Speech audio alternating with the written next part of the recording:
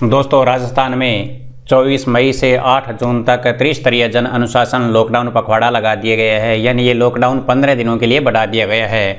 दोस्तों, यह लॉकडाउन पहले 24 मई तक था, लेकिन अब 24 मई से 8 जून तक 15 दिनों के लिए इसे राजस्थान सरकार ने बढ़ा दिया है और इसकी गाइडलाइन भी जारी कर दी है। दोस्तों, इस लॉकडाउन के दौरान क्या चीज़ें खुली रहेंगी, क्या चीज़ें बंद रहेंगी और हमें क्या क्या चीज़ें करनी होगी, किन चीज़ों का पालन करना होगा, इसकी कंप्लीट जो गाइडलाइन है वो राजस्थान सरकार ने जारी कर दी है। तो दोस्तों, जान लेते हैं इस गाइडलाइन में क्या क्या लिखा है। कंप्लीट जानकारी हम इस वीडियो में लेने वाले हैं। दोस्तों, यहाँ पर लिखा हुआ है कि त्रिस्तरीय जन अनुशासन लॉकडाउन के तहत प्रमुख दिशा निर्देश है। यानी सबसे पहले तो ये देख लेते हैं कि 24 मई से 8 जून तक ये त्रिस्तरीय जन अनुशासन लॉकडाउन रहेगा। यानी 24 मई सुबह 5 बजे से 8 जून प्रातः 5 बजे तक 15 दिनों के लिए ये लॉकडाउन कंप्लीटली रहेगा। इसके अलावा आगे इसमें दूसरे पॉइंट में लिखा है कि सार्वजनिक स्थल पर यदि कोई भी बिना मास्क के घूमेगा तो उसके ऊपर 500 रुपये से बढ़ाकर 1000 रुपये का जुर्माना कर दिया जाएगा। इसके अलावा डेयरी, दूध की दुकानें हैं, मंडियां हैं, फल सब्जी फूल की दुकानें तथा फल सब्जी ठेले, साइकिल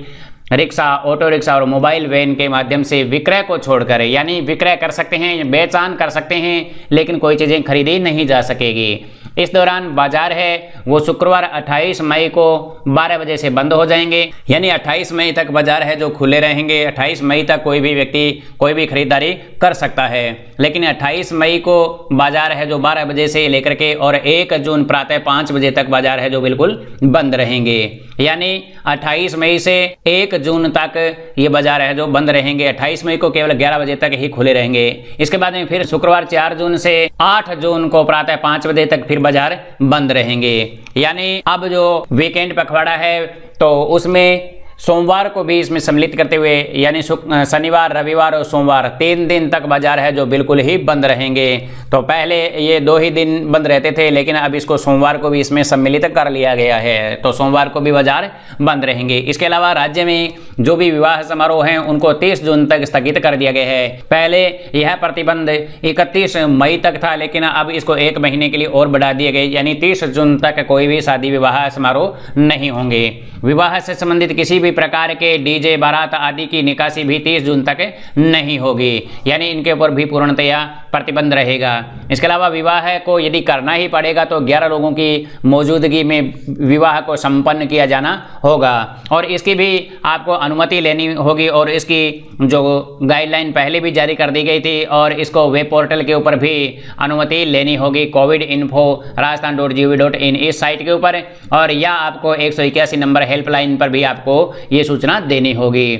विवाह में बैंड बाजे, हलवाई, टेंट आदि किसी भी व्यक्ति के सम्मिलित होने की अनुमति नहीं होगी। विवाह से संबंधित कोई भी सामान है वो होम डिलीवरी भी नहीं किया जा सकेगा। इसके बाद में मैरिज गार्डन या मैरिज हॉल आदि है वो भी बंद रहेंगे। विवाह समारोह से संबंधित जैसे मैरिज प्लेस वगैरह हैं, उन्होंने यदि एडवांस बुकिंग ले रखी है तो उनको वो एडवांस बुकिंग उनको लौटानी पड़ेगी या बाद में उसको समायोजन करना पड़ेगा। इसके अलावा किसी भी प्रकार के सामूहिक भोजन की भी अनुमति नहीं होगी, यानी सामूहिक भोज वगैरह भी नहीं होगा और इसके ऊपर भी प्रतिबंध रहेगा। इसके अलावा आमजन से अपील की जाती है कि पूजा अर्चना, इबादत या प्रार्थना वो घर पर भी रह करके ही करेंगे, यानी मंदिर इत्यादि बंद रहेंगे। मेडिकल सेवाओं के अलावा किसी भी प्रकार के निजी या सरकारी वाहन को कहीं पर भी आने जाने की अनुमति नहीं होगी, चाहे वो जीप हो, बस हो, ट्रैक्टर हो, टेम्पो हो इत्यादि सभी बंद रहेंगे। विवाह समारोह में भी ये शामिल नहीं हो सकेंगे।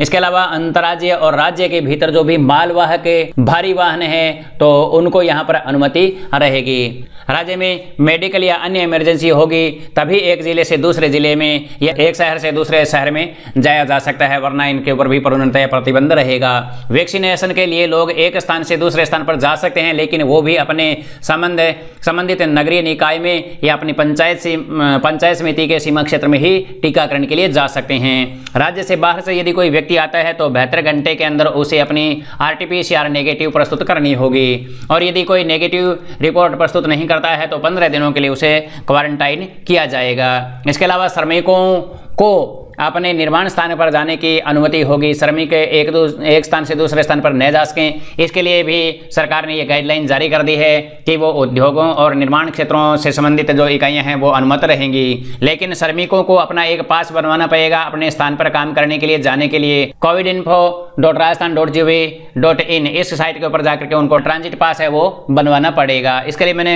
एक वीडियो पहले से बना दिया है, तो आप उस वीडियो को देख सकते हो, उसका लिंक भी आपको डिस्क्रिप्शन में मिल जाएगा। दोस्तों, इसके अलावा उद्योगक और निर्माण इकाइयों द्वारा श्रमिकों के आवागमन के लिए विशेष बस का संचालन अनुमत होगा। इसके अलावा निर्माण संबंधी जो भी दुकानें हैं उनको किसी भी प्रकार की कोई अनुमति नहीं होगी। और इसके अलावा खाद बीज आदि की जो दुकानें हैं, पशु चारा की दुकानें हैं, वो मंगलवार से शुक्रवार तक है, यानी इसमें सोमवार को छुट्टी रहेगी। शनिवार, रविवार और सोमवार इन 3 दिनों में छुट्टी रहेगी। मंगलवार से शुक्रवार तक प्रातः 6 बजे से 11 बजे तक ये दुकानें खोली जा सकेंगी। ऑप्टिकल्स की दुकानें हैं वो भी मंगलवार और शुक्रवार को खोली जा सकती हैं 6 बजे से 11 बजे तक। इसके अलावा राशन की दुकानें हैं वो सुबह 10 बजे से 4 बजे तक खोली जा सकती है, और मेडिकल की दुकानें हैं वो 24 घंटे तक खुली रहेंगी। यानी पहले राशन की दुकानों को 11 बजे तक का समय दिया गया था, लेकिन अब सुबह 10 बजे से 4 बजे तक राशन की दुकानें हैं वो खोली जा सकती है। फल सब्जी और ठेले की जो दुकानें हैं वो प्रातः 6 बजे से शाम 5 बजे तक अनुमत होंगी। पहले इनको भी 11 बजे तक का टाइम दिया गया था, लेकिन अब इनका टाइम है जो बढ़ा दिया गया है। सुबह 6 बजे से शाम 5 बजे तक इनको अनुमति होगी। फल सब्जी और फूल इत्यादि माला की दुकानें हैं वो प्रातः 6 बजे से 11 बजे तक ही खोली जा सकती हैं। इसके अलावा दोस्तों, डेयरी दूध की जो दुकानें हैं, डेयरी की या दूध की जो दुकानें हैं वो सुबह 6 बजे से 11 बजे तक खोली जा सकती हैं, और शाम को 5 बजे से 7 बजे तक उनको अनुमति होगी।